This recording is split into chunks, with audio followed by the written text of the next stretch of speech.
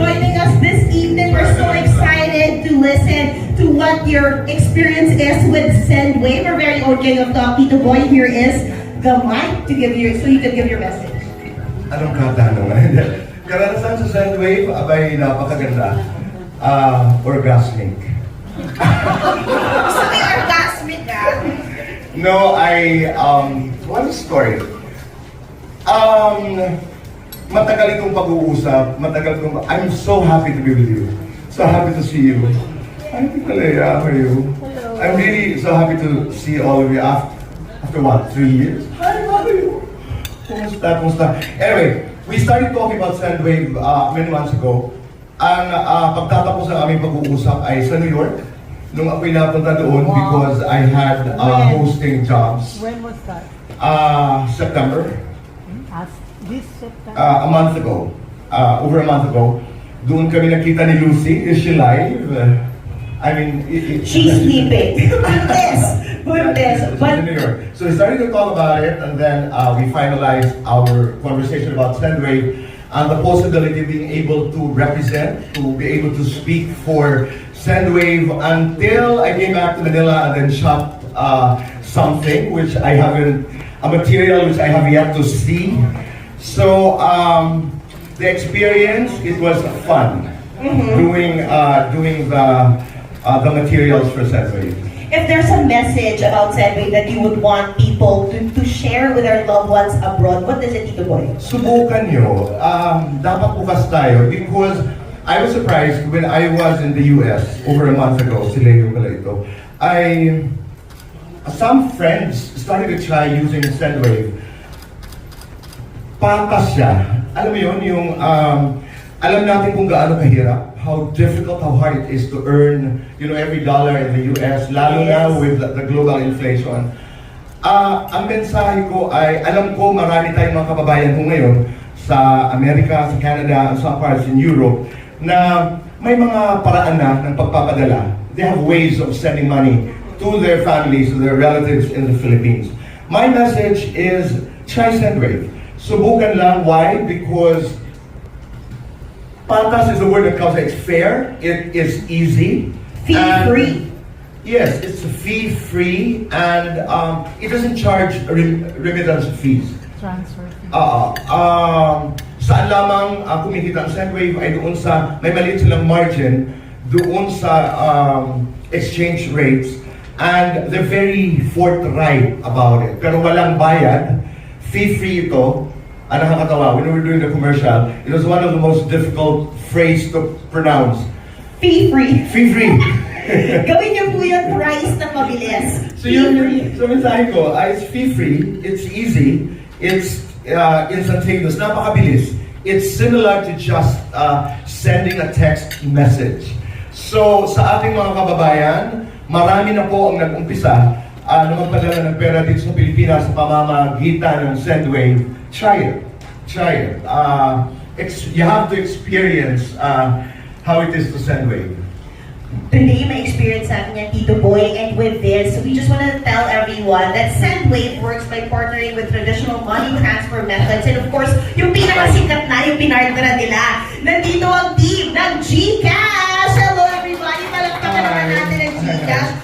Siyempre, halos saan tayo, may GCash na. Kung hindi, ita-download natin yan tonight dahil meron tayong pasurpresa, Tito Boy. And, siyempre, Surpresa, ibig sabihin may ipapadala ang Sendwave sa mga narito? Di ba natin alam? Di pa natin alam. Okay. Alright. Nasa kamay mo raw yan, Tito Boy. Pero eto na nga siya.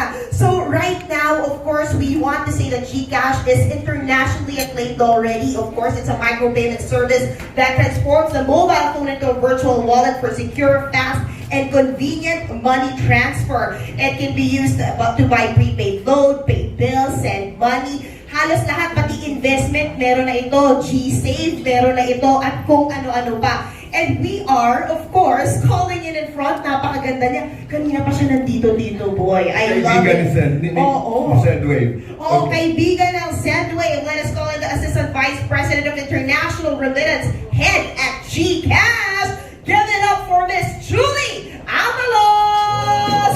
Alright. Take it away, Tito Boy and Miss Julie, for your Q&A portion.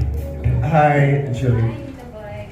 Kumusta? I'm fine. I'm very well. Thank you for being here. You want to sit down or just stand? We can sit. Yeah, we can. Okay. Ang tanong lang naman, Julie, simple. Dahil, katulad ng sinabi ko kanina, ang mga kababayan natin abroad, meron na silang traditional ways of sending remittances, cash, money. I mean, meron na silang traditional money transfer methods. Ang tanong, bakit? Why GCash? Okay, so hi everyone. Good evening and thank you very much for joining us tonight. No? So why GCash nga ba? So GCash kasi like right now we have about 71 million users already in the Philippines. Dito lang sa Pilipinas. Yes, here in the Philippines. You have the whole country. Yes, so that's about 83% of the total adult population already, no? 83. Yes, yes. So 1 in 5 Filipino adults actually have GCash. Okay, so we have the power, no? Wow. Our users have the power, no? And there's a lot of services and products available to them. So when they receive their money in GCash, lahat na pwede nilang gawin. Pwede silang magbayad ng bills nila, they can send money, they can invest, they can do GSave, and so many more. And with this, we make it easier for them. Because the purpose of GCash, no, aside from our mission of financial, kasi before, lalabas ka pa, pipila ka pa, di ba? Mag-fill out ka pa ng forms just to receive your remittances. Ngayon, madali na siya, kahit tulog ka, Tito Boy. No matter what time it is, di ba? You can do it. Yeah, you can do it. You can receive your money. Kumbaga, hindi na rin nagmamatter yung time difference ngayon. Kasi before, yung mga OFWs natin, isipin nila, aabot ba yung pamilya ko sa remittance center para ma-receive yung perang pinadala ko on time? Baka sarado na, baka hindi nila maabutan, kailangan bang mabilis sa trabaho, etc. This time, not anymore. When we send via Sendwave, it goes directly to GCash and it is received in a matter of seconds. Thank you. And when you talk about how you make life easier, that's precisely also, I think, one of the visions of Sendwave, padalin ang buhay ng mga OFWs. Julie, I wanted to know, ano ang future ng mobile wallets? And how does a partnership like Sendwave and GCash move or play into this, into this future? Yes, so specifically to GCash, we plan to further scale and be able to provide services and products suited to the needs of people. And it is not just for Filipinos here. Of course, we are also thinking about Filipinos abroad. Right. And this partnership with Sendwave, it is helping us achieve that goal, of making it easy for everybody. We all know how OFWs know how hard they work for their money. So we respect that and we value that. We value their time, we value their resources. So this partnership talaga, especially, mahal dati magpadala ng pera. Actually, hanggang ngayon naman, for other services, mahal magpadala ng pera. Pero Sendwave made it possible to become affordable. Again, it's fee-free. Thank you. Fee-free. Fee-free. Fee-free. Okay. Lahat ng ito, like Sendwave was launched in the Philippines, as MJ I think mentioned earlier, sometime September of 2021. Maraming bagay ang nabago dahil sa pandemic. But we survived. We even prospered, And talking about challenges, Julie, ano yung mga challenges during the pandemic that you think triggered digital remittance innovations? Sa akin, sira. Yeah. So when the pandemic Lalo na dito sa Pilipinas. Yes. So when the pandemic happened, we all know na movement was very limited. People were too scared to go out. When it happened, everyone was in shock. I mean, imagine not being able to leave your houses for 2 weeks and then it became a month. And so on, right? And not knowing what was going to happen. Yes, right? That we were clueless. We didn't know, Parang us in GCash at that time, we were ready. We were ready to provide the services that were needed noong time na yun. So say like for example, we're saying na a lot of Filipinos lost their jobs, right? We all know that. Marami talagang nawalan ng trabaho. And given that Filipinos are resilient, very entrepreneurial, a lot of them actually turned to digital livelihood. So dumami ang social sellers natin, yung mga nagbibenta ng food, etc. And GCash was there to support this because we don't just empower individuals, no? We also do empower businesses. And actually right now, Tito Boy, we have about 5.2 million QR merchants and social sellers currently using the platform. So, hindi lang siya on a personal basis, no? Even yung kabuhayan nila, nakatulong talaga tayo. And even with our products such as G loan and G credit, no, it became a lifeline to many Filipinos. So, yung mga basic needs nila, kayang tumawid papunta sa next sweldo. Because we have that in a very limited movement, hindi rin sila nakakalabas to claim their money. But GCash was there. Again, as I said earlier, dito boy, kahit tulog ka, kahit hindi ka Kaya mong gawin. papasok yung money sa GCash mo. I think that's basically what service is all about. And you're not just talking about individuals, but you're talking about families, communities. And then, you know, ang dulo nun kasi is nation survival, nation building. Correct. Julie, maraming salamat for this Thank you, partnership. Red. Thank you for being here and mabuhay ang GCash. Thank At ang you. Sendwave. Thank you. All right, Tito Boy, Miss Julie. At this point, someone is joining us. Aika from Sendwave is filling in for Mr. Dan Santos, spokesperson, of course, of Sendwave, to talk more about, of course, Sendwave and GCash. Pag-usapan natin to with the president. It's their time to shine para ma-experience nila ang fast talk, o diba? So, Miss Aika, please come over, join us. Oh, Miss Julie, kasama ka pa rito. May tanong para sa'yo. Good evening. Hi, good evening.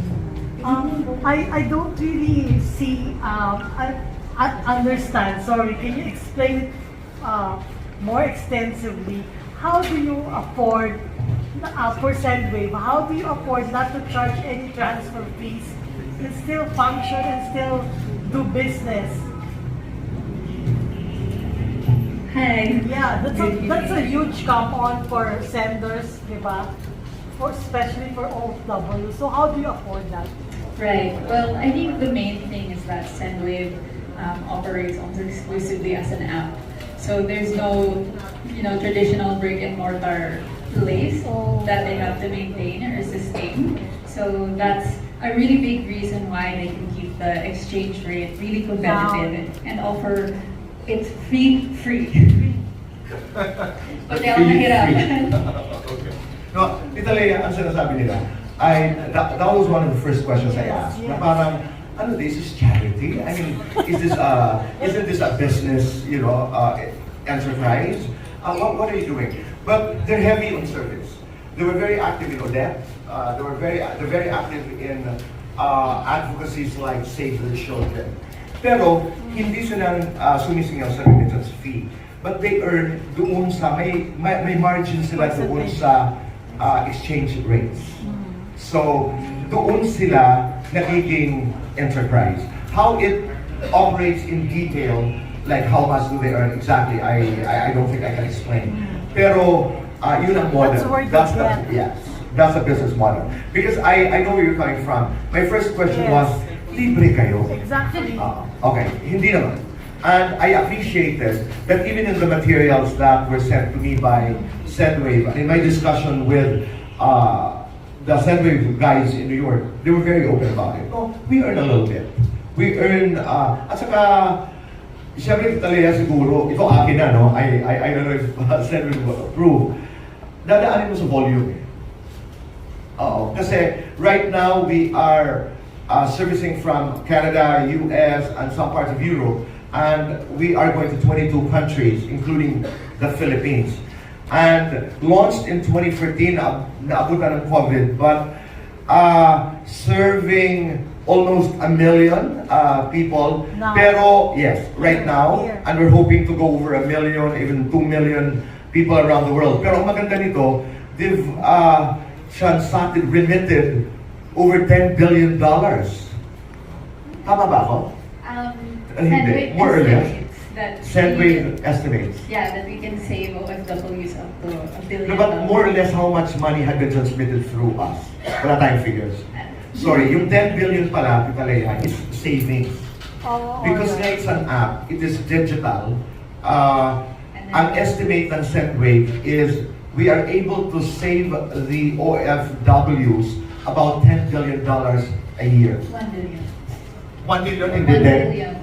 Exaggerate mo. 1 million. Pero malaki pa rin yun, Tito Boy. 1 billion is 1 How billion. much? Dollars? US dollars. Wow! 1 billion? Ang laki nun. Okay, 1 billion. How does the partnership with GCash work? Okay. For GCash, no, so we partnered with Sendwave such that anyone in the 22 countries where Sendwave is operating can send money directly to the GCash wallet of their beneficiaries. So kung ako kunyari, nasa Italy ako, gusto ko magpadala ng money sa Pilipinas, I just provide the name and the number of my beneficiary.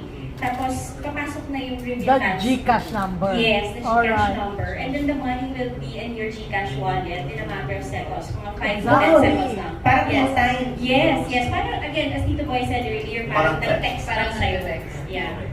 Alright, got it. Thanks. Thanks, Thank MJ. you, Tita Lea. Actually, naisip I think it's our favorite phrase for the night. It's fee-free, really.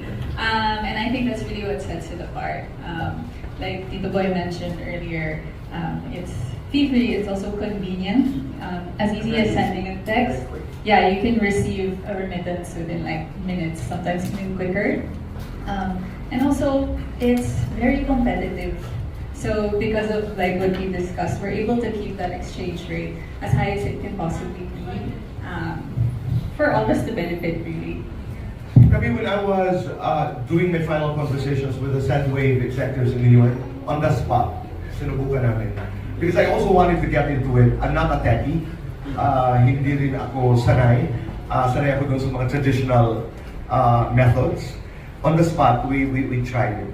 And I think tonight, something's gonna happen. So, you can try it. You can try it. Alright, thank you so much, Tito Bobby. And of course, eto na, the Mario Dumawag of ABS-CBN. Go, Tito Mario. Hi, Ika. Hi, Miss Julie. And hello, boy. You've talked about the figures, no? Which is overwhelming, no? Let's The talk figures about. were long. Yes. Let's talk about giving back. Paano nakatulong ang Sendwave sa Pilipinas, sa ating mga Filipino communities here and abroad? Right. Well, I think one of the great examples is really last year when Typhoon Odette happened. Yes. Sendwave was able to enable our OFWs to participate in relief operations through sending their donations via Sendwave. So I think with everything we've discussed, right, it really allowed us to maximize that help. So that's one example. Another would be, they're big partners in the Filipino-American communities. Actually, the reason I'm here is because Sendwave is actually met my mom in the States. Okay. So she's big in I guess the communities there, So I think that's a very practical example. Mom is the one using Sendwave to send money to me. Ika Emmanuel. I used to have to wait for her to send it to my Lola, and then I'll wait a few days to see my Lola, or all of that. But now, I can just be on a call with her, maybe ask for pamasko. Emergency funds. Emergency funds. Shopping. And then, ang bilis din ng pag-send niya. For GCash. Yes, so we have done several campaigns and promos with Sendwave, no? And we actually have an existing one right now. So meron din mga promo codes na specifically for GCash that they can use. So say like for example, before we did additional top-up of 10 USD that the beneficiaries can receive if they receive remittances from Sendwave. And we have so many planned also for 2023, so I guess you just need to watch out for that. May seeded questions. Alright, did that answer your question, Jason? Alright, thank you so much. Next up, we do have Kate at the Heart from Random Republica. What was your signal that No. particular? Dapat may GCash ka. So Pwede Sendwave has ka been around mapadala. since 2014, but it officially entered the Philippine market in September Sa States. 2021. Sa US. So to paint the picture, we're right in the middle of the pandemic, and I guess our collective experience, we saw that there was really a need to push things digital, and that included, of course, remittance. So Sendwave kind of wanted to bridge that gap between our old W's and here without having to deal with face-to-face things in the midst of the pandemic. Actually, Dan, our manager, Via Zoom, I believe. via Zoom, Yeah, he is here via Zoom. yeah, he was like, make sure to tell them this. So he said, that the pandemic revealed a need to shift towards more digital options for sending money. And basically he said that they wanted to help address that need for the Filipino community to provide for their families with a more affordable way. What's the last name of Dan? Santos. Thank you. Santos. Yes. Santos. Thank you so much, Kate. Now we do have Alan Sancon, Stars Bato. Hi, good evening. Congratulations, Tito Boy, Sendwave, and GCash. Yung tanong ko lang po, I'm just curious about the penguin at the back. What are the origins of the Sendwave penguin? Bakit siya po yung naging logo? Wala lang. The joke. Actually, the founders of Sendwave, I guess they just had an affinity for penguins. Or gusto lang talaga nila. But I think it speaks to the brand in, sense na that bayanihan thing that you see in penguins, I think was what was explained to me, that, they're very family, they help each other, parang some They're always penguins, together, they're very yeah, they're together. always together, and then they have roles, like there are the penguins that go look for food, while the other penguins that take care of the people at home. So I guess that's what they want to play into that community But aspect. I'll give you a trivia. I was talking to MJ about this earlier. Ang nagtatrabaho sa penguin, yung nanay, nag-aalaga sa mga anak ang tatay. Tapos, correct me if I'm wrong they're monogamous. Like Filipinos. Pinoy ang penguins. Is that true? No, I'm serious about it. They're monogamous. Ito po hindi pa gawang mabagay. At mabilis yung penguin. Oh, yung second question ko po, kasi parang, we're just curious, no? Parang, yung palang magda-download is yung mga taga-abroad. Kasi yung mga dito hindi. Kasi parang nag-try ako kanina, walang Philippines. Parang US talaga. Papunta dito. Papunta rito yung mangyayari. So paano yung dalawang application yung i-download nila? The GCash and the Sendwave. And paano po yung interconnection ng dalawa? Parang meron bang, sa GCash po, paano po ba yung Sendwave? Okay. So yung Sendwave po, ida-download siya ng nasa abroad. Yes. And then GCash naman is Dito, for the yes. beneficiaries. So kung may GCash ka, you can tell your family abroad na I have GCash already. Dito mo na lang ipadala sa GCash mo yung padala mo from Sendwave para mas mabilis. Tapos fee-free Yes. pa.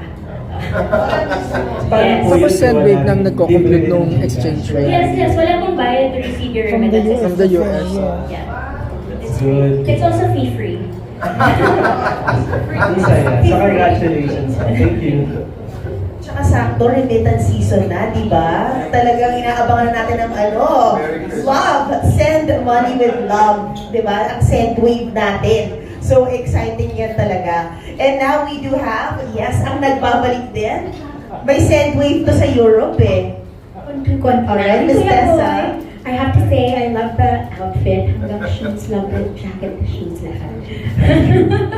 To the ladies po, the executives, no, pasensya na hindi kami magaling sa math dito sa entertainment press. But sabi po ni Eugene, parating daw po namin sa GCash, lalo na the entertainment press really love GCash. Tama ba, Eugene? I don't Totoo yun. Totoo yun. Here. I guess my question is, GCash, obviously, sabi niyo nga po, 81% of Filipinos already are on GCash.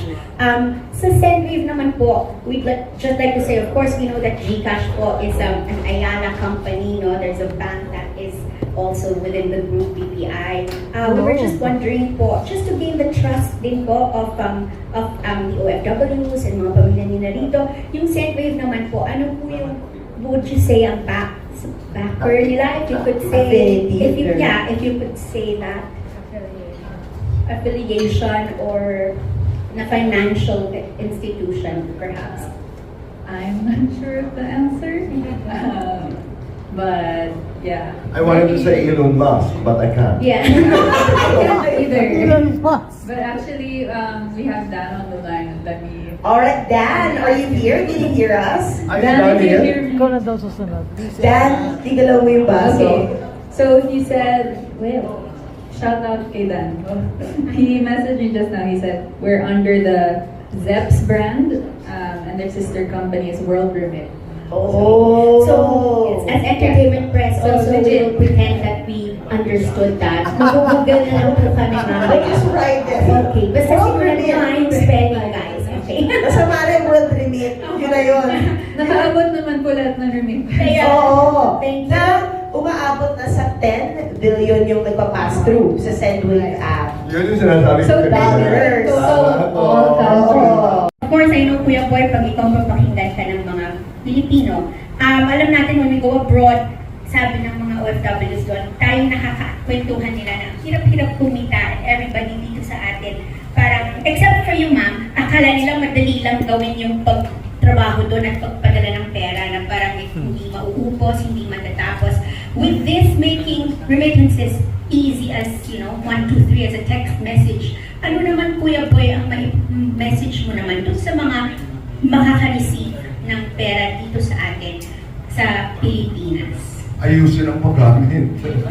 Lalo na sa mga estudyante, halimbawa, kasi ito yung pamamaraan kung paano pinapadala ang pera, mag-aral ng mabuti, tumulong, ikalang ang ipinapadala ng pera. I mean, I think the word here is honor. Honor that love. Honor that love that is expressed by your parents, your families, your siblings, who send money through Sendwave and GCash. Yun lang. Igalang. Thank you so much, Miss Tessa. Alright, si Miss Aika ata yung model natin doon, Tito Boy. Pinapadalhan ng mommy. O, tinan mo naman, nasa Sendwave na ngayon. O, nagtatrabaho ng marangal. I love it. And next we have Miss Ana Bingo. Actually, natanong na yung tungkol sa penguin. Pero, ang question ko lang is this an all-Filipino app developed by Filipino na nasa Amerika lang? Natas, It's not, to be really transparent, but the growth happening here in the Philippines and the partnership is Filipino talaga. So our brand manager and the people that were partnered here, we made sure na driven din siya by the Filipino community. thank you. Thanks. Thank you po. Ngayon, Tito Boy, nagbabalik kay Tito Mar.